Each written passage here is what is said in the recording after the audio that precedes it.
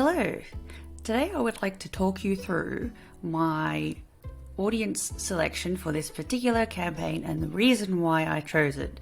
And the reason why I'm talking about this is because I was once setting up a campaign for someone and we were talking about, I was actually there with them in real time building out the audience, and they were saying, no, we don't want that, we don't want that.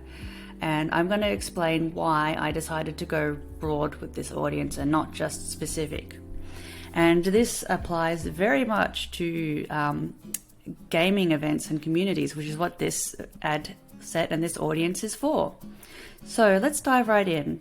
And to give you a surface level understanding, the people that we do want to target with this campaign are people who are interested in Dungeons and Dragons, tabletop role playing, board games, and similar kinds of games. Now we could, if we really wanted to be specific, target those people with those specific interests, just Dungeons and Dragons, just role-playing games.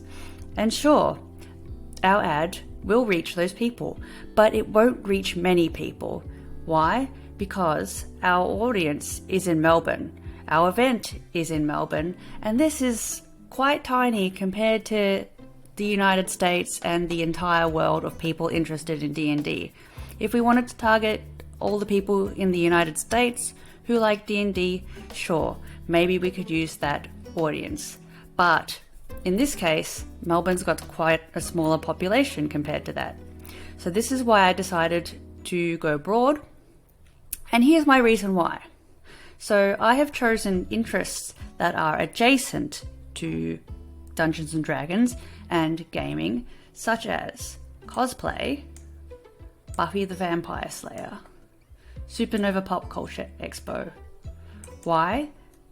Even though those people might not be interested in Dungeons and Dragons, they might not be following a Dungeons and Dragons page, they may have heard about it. And there is certainly a number of people who are in a crossover zone of interest between cosplay and role-playing games. It might not be all of them, but in my experience, I have met a lot of people in cosplay and in fandoms. There is a significant amount of crossover. So what I'm getting at here is that even if they're not looking to play D&D right now, they might be curious about it.